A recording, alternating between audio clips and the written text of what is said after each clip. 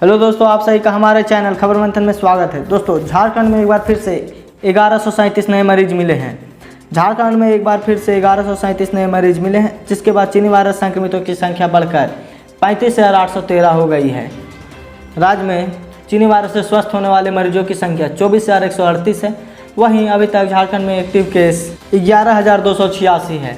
चीनी वायरस से मरने वालों की संख्या अब 389 के करीब पहुँच गई है।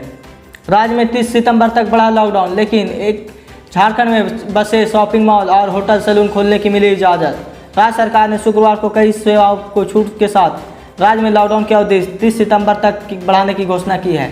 इस संबंध में मुख्य सचिव के हस्ताक्षर से आदेश जारी कर दिया गया है। इस आदेश के तहत परीक्षार्थियों को लॉकडाउन के दौरान विभिन्न तरह के प्रतिबंधों से मुक्त रखा गया है। दूसरे राज्य से आने वाले परीक्षार्थियों का एडमिट कार्ड ही एंट्री पास माना जाएगा। दूसरे राज्य से अगर कोई परीक्षार्थी झारखंड में परीक्षा देने आता है तो उसे क्वारंटीन भी छूट रहेगी।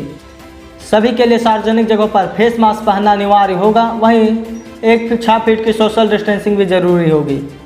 सुप्रीम कोर्ट में सुनवाई के बाद ही साफ होगी तस्वीर। मुख्यमंत्री हेमंत सोरेन ने शुक्रवार को प्रोजेक्ट भवन में मीडिया से बातचीत के दौरान कहा कि जेईई नीट की परीक्षा को लेकर सभी लोग विपक्ष की तरफ से कोर्ट में अपना पक्ष रखा है।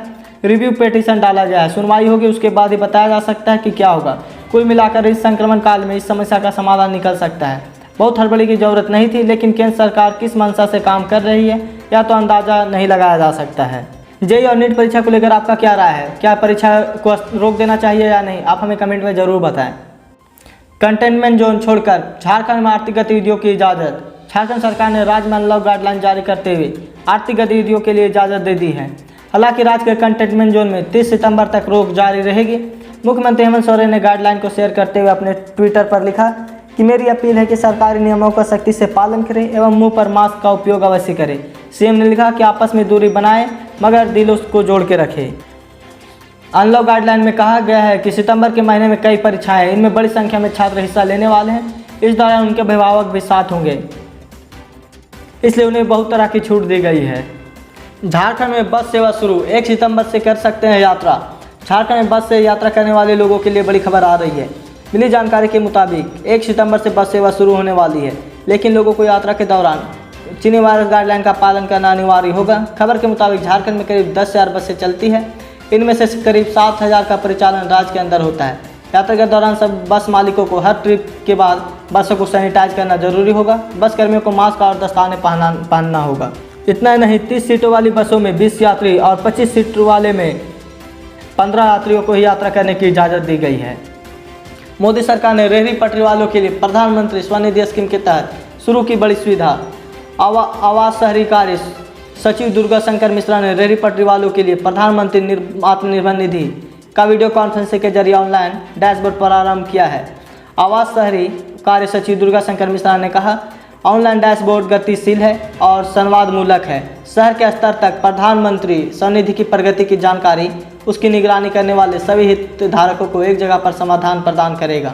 प्रधानमंत्री स्वनिधि पोर्टल पर 2 जुलाई 2020 को ऑनलाइन आवेदन जमा करने की शुरुआत के बाद से 7.5 लाख से अधिक आवेदन प्राप्त हुए हैं। साथ ही विभिन्न राज्यों के संघ प्रदेश शासित प्रदेश में 1,70,000 लोगों को मंजूरी दी गई है।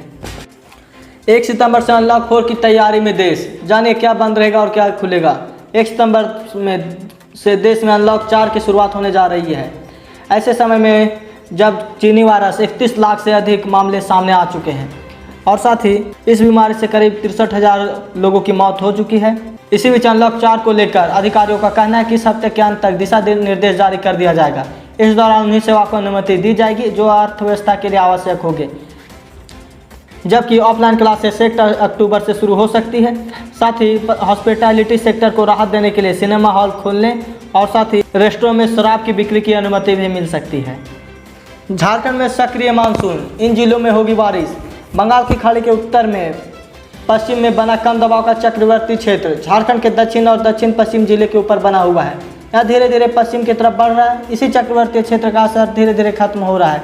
राज्य में मानसून पूर्ण रूप से सक्रिय है और साथ ही 31 अगस्त तक झारखंड में भारी बारिश और वज्रपात की भी आशंका जताई जा रही है। रांची और आसपास के इलाकों में 31 अगस्त तक भारी वर्षा होगी। मौसम विभाग ने इसे लेकर अलर्ट जारी किया है। चीनी वायरस काल में स्कूलों को खोलने के लिए सरकार का प्लान। देश में चीनी वायरस के बढ़ते संक्रमण के बीच अनलॉक की चर्चा लोगों की जुबां पर है। इसको लेकर गृह मंत्रालय ने गाइडलाइन भी जारी करने वाली है। अनलॉक 4 को लेकर जल्दी नई गाइडलाइन जारी कर दी जाएगी। बताया जा रहा है कि केंद्र चौथे और अंतिम अनलॉक 4 में स्कूल को खोलने के लेकर कई दिशा निर्देश जारी करने का काम करेगा। इसी बीच कुछ राज्य सीनियर क्लास में बच्चों की कक्षाएं शुरू करने के लिए विचार कर रही है। बताया जा रहा है कि केंद्र सरकार ने अनलॉक 4 में कई प्रतिबंध के साथ 1 सितंबर से लेकर 14 नवंबर के बीच स्कूल खोलने के लिए गाइडलाइन लगभग बना चुका है। स्कूल खोलने को गाइडलाइन तैयार होने के बाद राज्य सरकार पर निर्भर करता है कि वे स्कूल खोलेंगे या नहीं। तो क्या झारखंड में स्कूल को खोल देना चाहिए?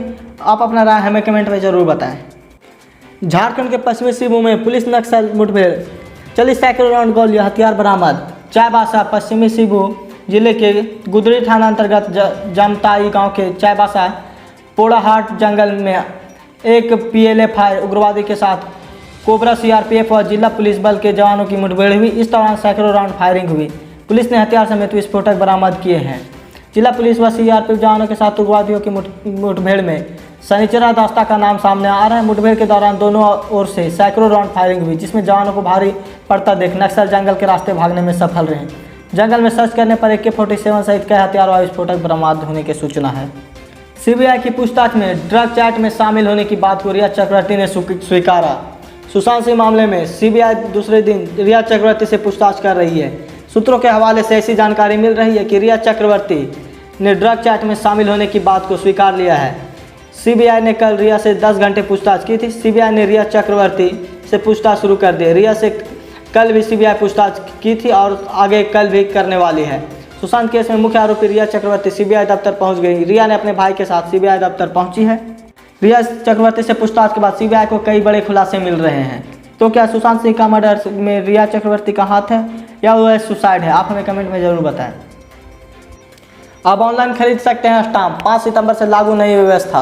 राज्य सरकार का झारखंड स्टॉक होल्डिंग कॉर्पोरेशन से एक करारनामा रद्द होने के बाद निबंधन विभाग ने नई व्यवस्था लागू की है। इसके तहत अब क्रेता और विक्रेता घर बैठे ऑनलाइन स्टाम्प खरीद व निबंधन शुल्क का भुगतान कर सकते हैं।